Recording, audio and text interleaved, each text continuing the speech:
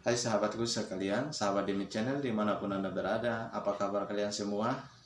Semoga kalian sehat-sehat semua dan diberkati Tuhan, amin. Saudaraku sekalian, pada segmen kali ini saya akan menyajikan kepada saudara sekalian sebuah cuplikan video yang akhir-akhir ini viral lantaran seorang muslimah yang telah berpindah keyakinan dari muslim ke Kristen, yaitu seorang ibu dari Aceh.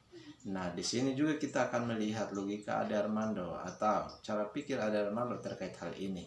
Apakah masalah jika seseorang berpindah keyakinan? Nah, di sini juga kita akan melihat adalah pengakuan seorang ibu ini yang telah diviralkan bahwasannya dia dipaksa oleh pihak keluarga dari suaminya. Tetapi dia telah memberikan pengakuan bahwa tidak ada paksaan dari siapapun.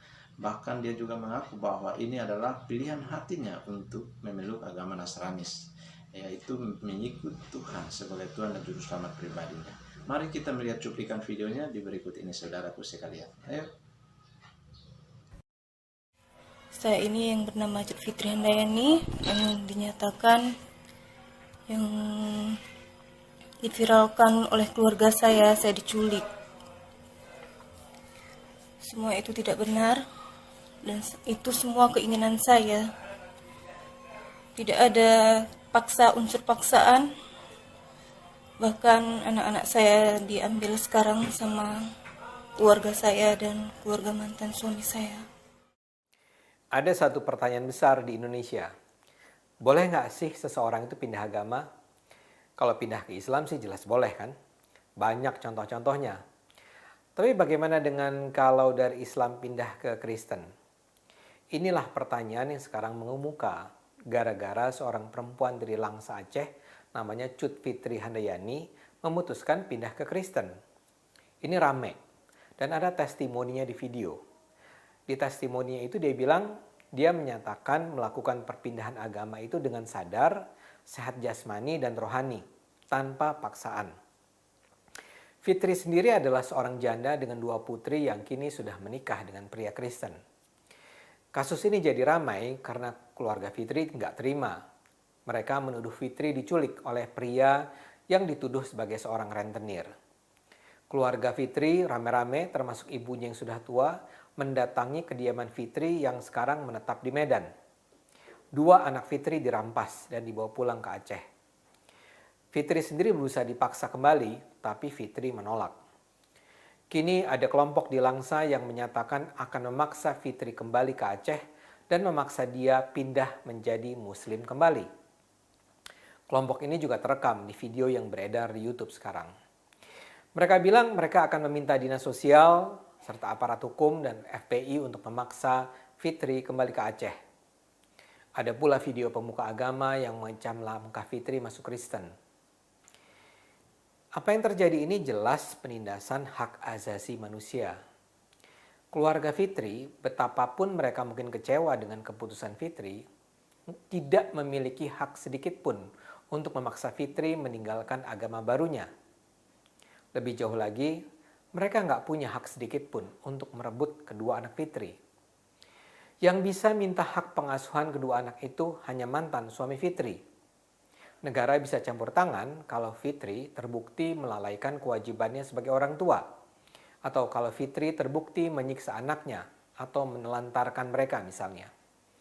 Tapi kalau cuma pindah agama, itu bukan alasan yang cukup untuk merebut kedua anak itu.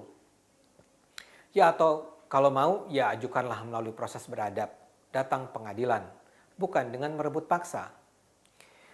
Tapi memang ini adalah persoalan yang mungkin akan terus dihadapi. Banyak orang Islam marah ketika mendengar ada Muslim pindah ke agama lain. Kemarahan itu sama sekali nggak bisa diterima. Apa sih alasan yang bisa diterima untuk menolak perpindahan agama? Kita lihat Undang-Undang Dasar kita. Di pasal 28E Undang-Undang Dasar 45 jelas dikatakan setiap orang berhak memeluk agama dan beribadat menurut agamanya. Setiap orang berhak meyakini kepercayaan sesuai dengan hati nuraninya. Jadi sesuai dengan hati nuraninya. Dalam kasus Fitri, orang Islam boleh saja mengatakan Kristen itu agama sesat atau bahwa Fitri akan masuk neraka atau sebutan-sebutan busuk lainnya. Tapi bagaimana kalau hati nurani Fitri mengatakan Kristen adalah agama yang benar? Biarlah Fitri yang bertanggung jawab atas pilihan-pilihan hidupnya. Mengapa orang lain harus marah? Saya tahu di banyak komunitas Islam di luar negeri masih ada praktek pembunuhan orang yang dianggap murtad dari Islam. Tapi tentu saja praktek semacam itu adalah perilaku barbarik yang hanya dimiliki kaum yang terbelakang. Kita kan di Indonesia dan kita tentu tidak ingin menjadi sama primitifnya dengan mereka. Kalau Anda tanya saya akan jawab bahwa saya tidak percaya bahwa Fitri akan masuk neraka karena dia masuk Kristen. Saya Muslim, tapi saya percaya Tuhan Maha Adil dan Dia akan menempatkan semua orang baik terlepas dari agamanya di surga. Buat saya nggak masuk akal bila Tuhan menjadikan surga hanya untuk umat agama tertentu. Tapi itu saya setelah saya belajar Islam secara mendalam. Nah, orang bisa saja berbeda pandangan dengan saya. Tapi mereka yang percaya bahwa surga hanya diperuntukkan buat orang Islam juga harus tahu bahwa di masyarakat beradab saat ini, setiap manusia bertanggung jawab atas tindakannya masing-masing. Memilih agama adalah hak azazi manusia. Mereka yang memaksa Fitri pindah dari Kristen jelas mengancam hak asasi manusia. Mereka yang memaksa Fitri kembali ke Islam jelas tidak paham bahwa mereka hidup di Indonesia yang melandaskan diri pada undang-undang dasar yang percaya pada hak asasi manusia yang tidak diskriminatif. Orang-orang Islam ini kan sadar bahwa saat ini banyak sekali mu'alaf terkenal. Ada Irena Handono, Bernard Nababan, Insan Mokoginta, Bernard Abdul Jabbar, Stephen Indra Wibowo, Felix Siau, Yahya Waloni, Ahmad Kainama, Deddy Kobuzir. Mereka semua masuk Islam. Dan ironisnya banyak dari mereka yang justru sekarang menjelek-jelekan agama lamanya. Jadi kalau orang yang menentang perpindahan Fitri ke Kristen mau konsisten, mereka seharusnya juga menolak perpindahan para mu'alaf itu ke Islam. Ironisnya, para mu'alaf itu justru dielu-elukan. Tapi begitu ada satu orang Islam masuk Kristen saja, langsung marah-marah. Saya sih percaya kita semua harus membela Fitri. Fitri berhak pindah masuk Kristen. Fitri berhak mengasuh anak-anaknya. Ulama Indonesia yang masih punya akal sehat harus bicara.